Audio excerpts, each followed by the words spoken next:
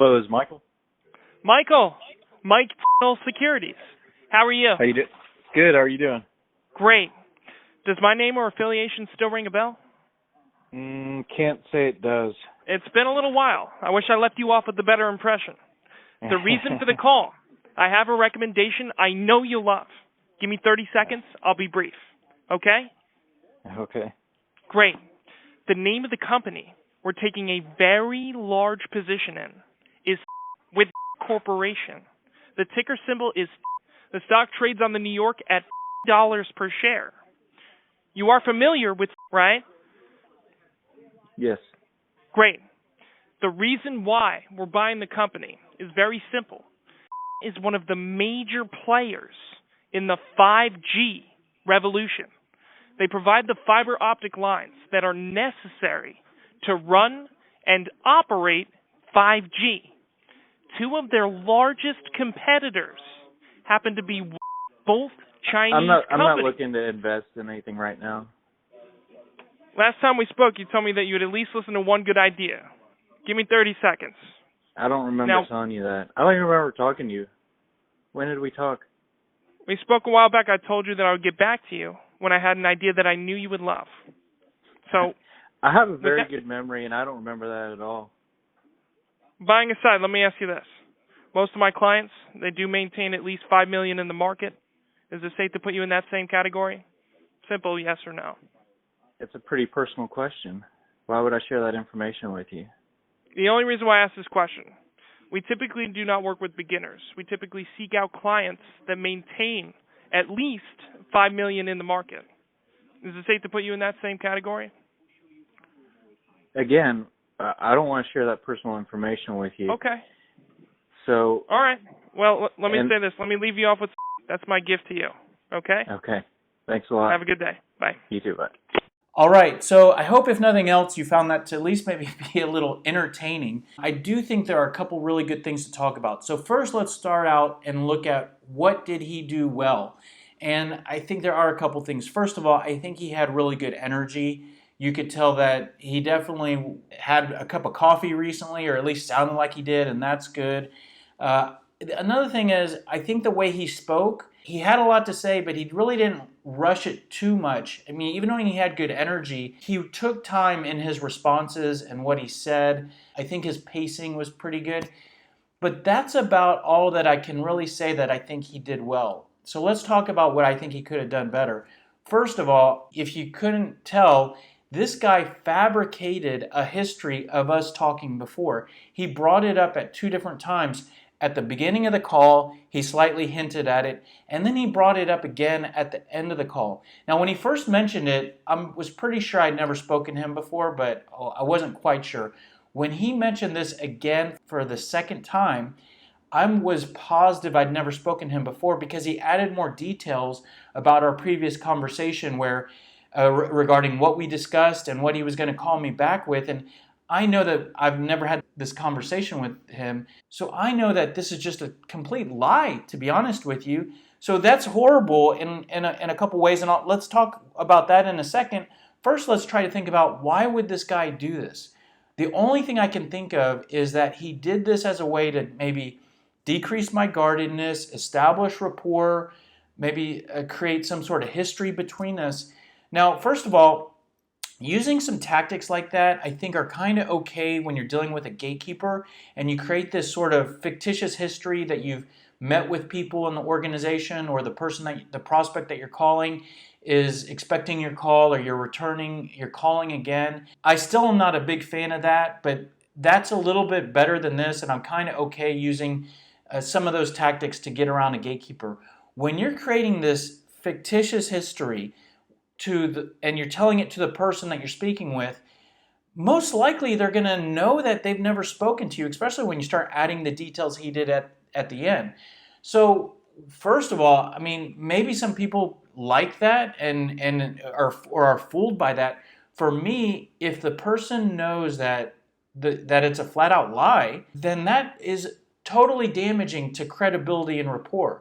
You think I'm going to do business with this guy that just created this lie right here? I mean, I'm going to then invest with this guy that told me some lie about us talking before. Either he's a very dishonest person, or he's a bit crazy, or there's something going on there, and I'm going to give my money to him to invest. So, I mean, I could go on and on, but you get the point. Don't lie, or whatever this guy did, don't do it. So let's move on to some other stuff. I mentioned his energy was good, right? But I think that the way that he acted like, in my opinion, a pushy, cheesy salesperson. And I want you to do everything you can to not sound like a salesperson. And this guy clearly sounded like someone trying to sell something, right? So if you haven't watched any of our training modules, I talk about this almost in every training module, and I give tons of tips on how to not sound like a salesperson. So I'm not going to get into that today, but the reason why I'm suggesting this is because on a cold call, I think that you will make a better impression by sounding like a business person or a consultant or an advisor versus someone trying to sell something. So clearly on this call recording, he was clearly somebody trying to sell something. I think that's the less optimum way to go. Again, if you want more tips or explanation on that, just watch any of our other training modules and you'll get plenty more. And then let's go back to the beginning of the call, which is where he said, give me 30 seconds of your time, I'll be brief. So I'm not a big fan of the give me 30 seconds. There's another call recording that I've posted here on my podcast and on YouTube where the guy says, give me 27 seconds of your time. I don't like this, right? I mean, first, that type of language and approach is what salespeople that are trying to sell something do. I get it. You're saying the person you're talking to is busy and you're giving this small window of time and asking for that, and you're going to deliver your pitch in that time and then either let them go or you will have sold them. I see why a salesperson trying to sell something will think that's a good idea and a good offer that I'll try to make, and that's what I'm going to do. Well, I don't want you to sound like a salesperson. I want you to sound like a business person. Let's look at it another way. Let's say you had a bag of money, right? Would you walk up to someone and say, give me 30 seconds of your time and I will explain to you why you will want this money that I can possibly give to you? You wouldn't say that. You might ask for permission to talk. You might say something before you just start talking about the money. I definitely want you to open with some sort of check for availability question. The question I like is, hey, did I catch you in the middle of anything? So that's very casual, it's very informal, it's something that a coworker would say to another coworker when they're popping their head in the office. That's what I want you to say. Hey, have I caught you in the middle of anything? And by the way, that's something that you could say if you had a bag of money. Hey, did I catch you in the middle of anything? No? Hey, you're not going to believe it. I have something here, you're probably going to want to hear about this, maybe it's for you. Now let's take a look at what objections came up on this call, and that's something I would recommend you do after every cold call. And so the objection that basically I gave this guy was that I wasn't interested. And that can look a lot of different ways, but it's basically the same objection. But another way that can come up is we're not making any changes right now, we're locked into a contract, we don't have any budget. And a lot of those you can actually respond to them in the same way. This guy actually responded in kind of the way that we recommend you respond to that objection. So if you get I'm not interested, instead of trying to make someone interested, what we recommend is that you just respond to that with asking a question to keep the call going, possibly move the call to a different subject other than the subject of them not being interested, and possibly getting around that objection. Now, when I said I wasn't interested or I'm not investing right now, basically this guy responded with a question, and that's great. The problem is that he responded with a really bad question. But the main problem with the question is the type of question that he asked. And to explain that a little bit, let me share with you two categories of questions. There are what we would call pre-qualifying questions, which are very soft, probing questions to see what's going on with the prospect. And then there are hard qualifying questions that filter good prospects from bad. This guy basically asked me a hard qualifying question of, are you below 5 million in investments or above 5 million? This guy should not have asked me a hard qualifying question at that particular point in his sales process. The goal of his cold call should be to establish a dialogue between us. Maybe that's an appointment, maybe it's a lot longer conversation right there on the cold call for us to talk more, learn more about him so that he can sign me up as a client. I don't think that his goal should be to basically get my credit card number and sign me up and do a transaction right there on the call. Now, if that's not the goal of the call, then why does he need to ask me a hard qualifying question? If the goal of the call is to keep the call going and establish a longer conversation or set an appointment, then he should not have to filter me from being a good prospect to a bad prospect. So that question should not be asked because it doesn't really align with his goal. Also, I'm basically giving him an objection. I'm walking away from him. Why would he need to filter me from the good from the bad? The reason why you want to filter a good prospect from a bad prospect is so that you don't waste your time continuing to try to sell to them. Let me give you an example to explain these two categories of questions.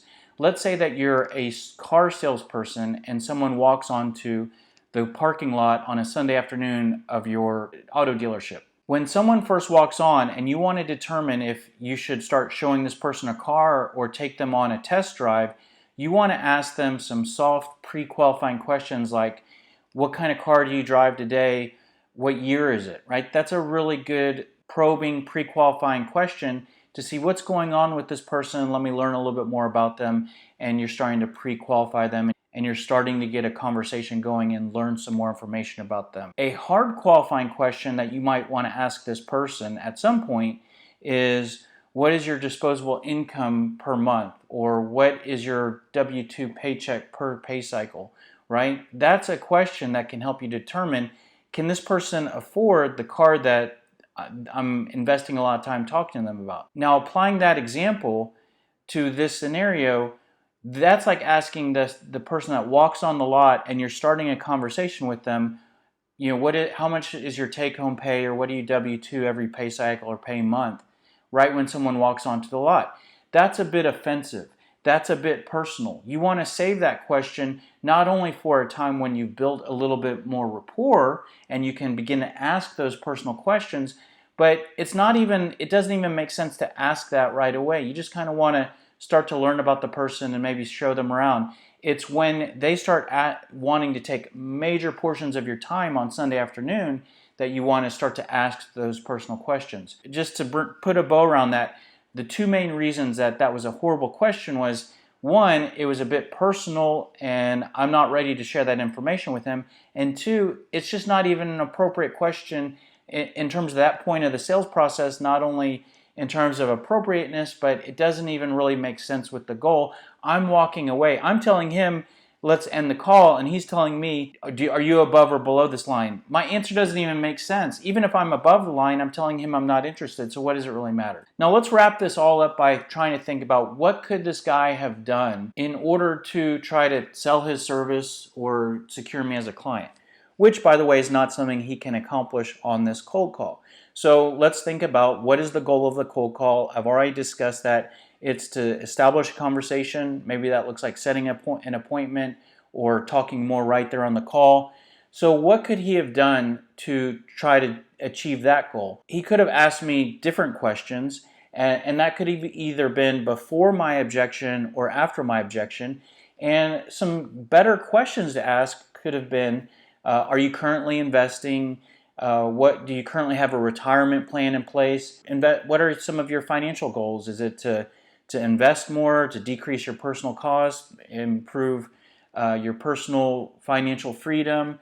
Are you currently working with a stockbroker or financial advisor? And so those questions, while the answers are, all that information is personal to me, it's not like asking me, are you above 5 million or below 5 million? By the way he asked that $5 million question, it was a bit like, are you a real player or not a player at all? So even the way he asked the question was a bit offensive. By the way, just getting back to that question, he could have asked, if he genuinely wanted to know if I was over a $5 million investing limit, he could have asked that question in a more diplomatic way, like, hey, let me try to figure out where you're at. Are you investing in this range, or range number 3. Do you mind if I ask which range you would fall in? And that way, I don't really feel pressure on me to, try to qualify myself to be in a certain category so I don't look like I'm too small for him. That not only would that be less offensive, but he would get a more accurate, honest answer. But anyways, back to the questions that I suggested. Those are really good conversational questions, and I might give an answer to one of those that might give him a reason to say, oh, that's interesting. I want to talk more about that with you. If one of your top goals is more financial freedom, I want to share with you some ways that I've seen other people to do that. It's a longer conversation, and listen, I've called you right now in the middle of your day. You weren't expecting my call. So if you want to chat about it now, it's probably about a 20-minute conversation. I'm free right now, but what I think would be much better is let's schedule a call tomorrow afternoon if you're free. I can actually share with you some slides. I think you'll find them interesting if your goal is more personal financial freedom. So that might have been an approach that he could have used, which is softer questions. By the way, those questions I just shared with you could have been the response to the objection when I said I'm not interested. Oh, well, let me ask you. And then he asked me one of his softer pre-qualifying questions. The goal of the questions is to find a reason for us to talk. If you design those questions right, they may look for pain points or needs for improvement. And when you find one of those pain points or areas for improvement, then that becomes your reason to go for the goal of your call, which is to establish a conversation. You get one of those, then you close for the conversation. That's something he could have done. He kind of headed in that direction. When I gave him an objection, he responded with a question. Was pretty good, was just the wrong question. Maybe if he asked the right questions there, he would have found a reason for us to start the conversation. So anyways, I hope that example gives you some stuff to think about. I hope my feedback and analysis gives you some ideas to consider for your own approach, and look for other call examples to help you to improve your sales efforts.